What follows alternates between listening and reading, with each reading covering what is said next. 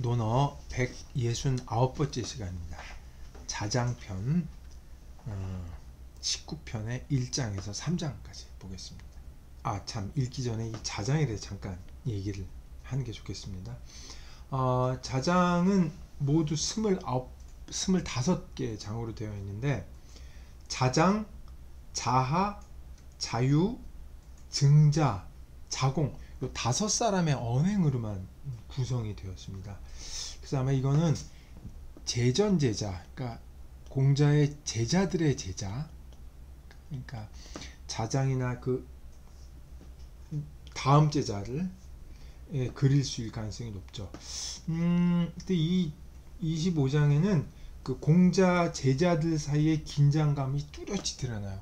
그래서 공자의 말을 어떻게 해석했느냐에 대한 그 제자들 사이의 어떤 긴장감이 형성이 돼 있어서 공자 사후에 학파가 어떻게 갈라져 나왔겠구나라는 그 추측이 가능한 장이기도 합니다. 근데 이게 이제 나쁜 뜻만은 아니고 학파들 경쟁이 생겼기 때문에 서로 이제 일종의 뭐랄까 다 같이 공부하는 거기 때문에 서로 간에 존중하는 마음은 남아있어요. 비판하긴 하지만 남아있다고 추측을 할 수 있어서 이 학파 간의 활력이 되었을 것이라는 얘기하는 사람이 있어요. 그것도 아마 염두에 두는 게 좋을 것 같습니다. 1장을 한번 보겠습니다. 자장말 사 견위치명하며 견득사의하며 제사경하며 상사애면 기가이니라. 선비는 위험한 일을 보면 목숨을 바치고 이득을 보면 의로움을 생각하고 제사에는 공경할 것을 생각하고 상사에는 슬퍼할 것을 생각한다면 거의 괜찮을 것이다. 이 정도의 의미죠. 이 견위치명이라고 처음에 탁 나왔는데 여기에는 뒤에 보이는 이 사자, 뒤에 사자가 있는데 사자가 빠져 있죠. 그래서 여기도 아마 사자가 있을 것이다. 그런 사자를 의미상으로 넣어서 해석하기도 합니다. 이 견위치명의 사가 빠진 것은 이 견득, 제, 상과는 달리 이 상황이 달라서 위라는 상황은 이것과는 다르지 않느냐. 그래서 사를 생각할 게 어렵다 이렇게 볼 수도 있죠. 그러니까 위태로운 처지에 무슨 사가 이렇게 되는 거죠. 근데 이제 이 위자에는 앞에서 조차전패 이때 인을 해야 된다는데 그게 눈앞에 닥친 다급한 그 상황이 아니기도 하고, 또 하나는 위기 상황에 무작정 목숨을 바치는 게 육아에서 말하는 선배의 자세인지는 또 따져볼 필요가 있어요. 그러니까 여기서 사자가 없지만 이 사자를 넣어서 평소에 사하는 태도를 전제로 해야 된다고 봐야 될 겁니다. 마지막에 기가이의를 주자는 이 서호 이렇게 거의 가까울 것이니까 선비에 거의 가까울 것이다 이렇게 이제 풀었고, 다른 사람은 기가이 위사라. 그래서 이제 다른 사람은 선비라고 할 만하다. 그래서 사자를 넣어서 아예 풀었어요. 여기 말이 생략되어 있으니까. 이제 어떤 사람은 이 기를 선비는 견위치명하고 견득사의하고 제사경하고 상사에 하니, 여기서 일단 문장을 끊고 상사에 하니 기를 약시로 본 거죠. 기를 이와 같이 한다면 가위 선비라고 할 만하다라고 의미를 보면 그렇게 해서 문장을 보기도 합니다. 우리는 앞에 그 계시 16편에서 공자가 구사를 얘기했죠. 구사. 선비는 9가지를 생각해야 된다. 그래서 이제 자기 몸가짐에서 점점점 밖으로 확대돼서 맨 9번째 마지막 말이 견득사이였거든요. 견득사이. 그때 나온 말이에요. 이게 그때 나왔기 때문에 그 말, 공자의 말을 확장시켰다고 봐야 될 겁니다. 그러니까 제와 상은 일종의 사회생활, 수양이라 크게 보면 그것과 관련되는 거죠. 개인 수양을 넘어서서. 또 헌문, 우리 헌문 헌문 14편에 보면 자로가 이제 성인 완전한 인간은 어떻습니까? 라고 봤더니 옛날 사람들은 이랬는데 뭐 지금이야 그렇겠느냐 하면서 얘기하는 게 견리사의, 그쵸? 이익을 보면 이로움을 생각하고 견위 수명, 위태현을 보면 목숨을 바친다. 그래서 이 치명, 수명 말만 바꿨죠. 라고 말을 해주었는데 그 말을 이 사람이 자장이 되풀이했다고 볼 수도 있죠. 이 자장이라는 인물은 이 벼슬자리를 얻기 위해서 이제 학은 이제 록을 구하기 위해서 공부를 한 사람이고, 공자와 문답도 역시 이 녹을 얻어서 어떻게 처신할 것이냐고 관련이 되기 때문에 이 진술도 벼슬한 사람의 태도와 관련이 있다라고 읽기도 합니다.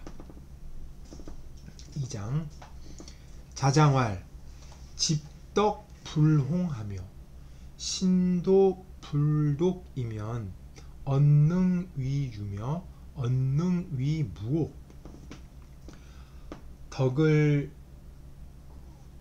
잡은 것이 넓지 않고 도를 믿는 것이 돈독하지 않다면 어찌 있다고 하겠느냐, 어찌 없다고 하겠느냐. 해석하니까 조금 이상하긴 한데 여하튼 직역하면 이렇게 됩니다. 덕의 의지에서 덕의 의지에서 멀리까지 나아가고 도를 믿고서 소성, 작은 성과에 만족하지 않아야 한다. 그러니까 그런 의미이기도 하고, 집덕과 신도를 연결해 읽어서 이제 이해할 필요가 있습니다. 사람의 덕성은 확장될 수가 있는데 도를 믿는 태도, 즉 도덕적 삶에 지속적으로 헌신할 때 가능하다, 뭐 이런 의미로 볼 수가 있습니다. 그게 아니라면 유무, 있어도 그만 없어도 그만이라는 말이죠. 세상에는 사람이 존재하더라도 이렇게 행동을 한다면은 그 사람이 죽든 살든 세상에 아무 변화가 없다, 이런 말이죠. 그러니까 사람이 덕을 얻었으면, 덕을 갖고 있으면 이거를 계속 확장시켜 나가야 되고 넓혀 나가야 되고, 도를 믿었으면 그거를 믿고 돈독하게 실천해 나가야 된다, 이 얘기를 하는 거라고 볼 수가 있겠습니다. 3장입니다.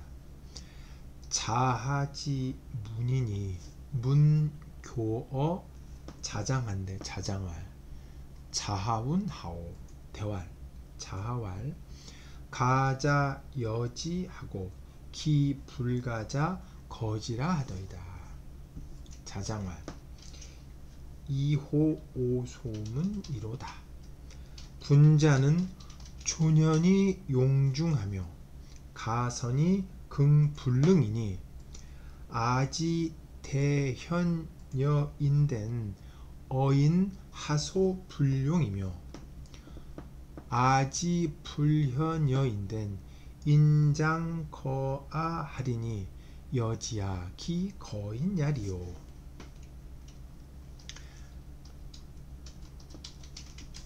자하의 문인들 얘기가 나오죠. 자하의 문인이 교제에 대해서 자장에게 물었다. 자장이 말하였다. 자장은 뭐라고 하더냐? 대답하였다. 자하께서 말씀하시기를 사귈 수 있는 사람은, 괜찮은 사람은 같이가 아니죠. 괜찮은 사람은 사귀고 그렇지 않은 사람은 거절합니다. 라고 얘기하였습니다. 자장이 말하였다. 내가 들은 것과는 다르구나.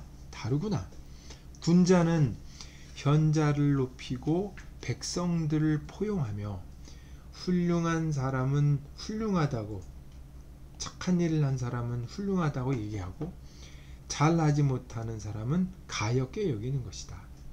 내가 훌륭한 사람이라면 남에게 있어서 무엇인들 포용하지 못하겠으며, 내가 현명하지 못하다면 남들이 나를 거부할 텐데 어떻게 남들을 거부할 수 있겠느냐 이 얘기죠. 이 사람을 사귀는 문제를 두고 자아와 자장의 의견이 다르죠.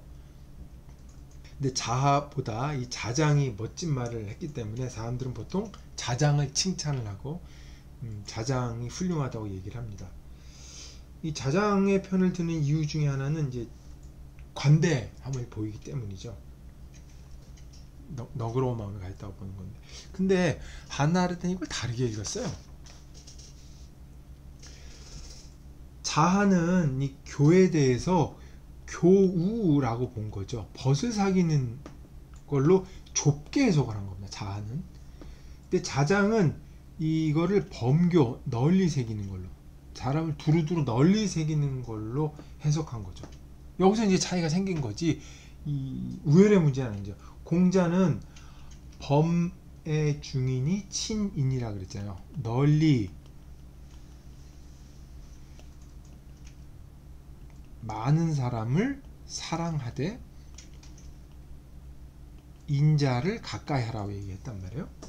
그래서 두 가지를 다 얘기했습니다. 공자는 범의 중인은 이 범교에 해당을 하고, 즉 이제 존비, 높은 사람이나 낮은 사람이나 다 포함해서 이제 사귀는 것을 얘기하고, 이 친인은 교우를 얘기하는 거였단 말이에요. 거기에 중점을 두고 이제 얘기를 한 거죠. 자아와 자장의 차이는 우열이나 시비의 문제로 볼 게 아니라 공자의 사후에 제자 사이의 해석 차이를 보인다는 점이 이제 재밌는 겁니다. 공자 제자 모두, 공자의 제자들이 많지만 제자들 모두 공자를 정확히 해석하는 사람들이라 자부했고 자처했던 사람들인데, 이 조금씩 차이가 벌어졌다는 점에 주목할 필요가 있겠습니다. 네, 이상 169번째 강의를 마치겠습니다.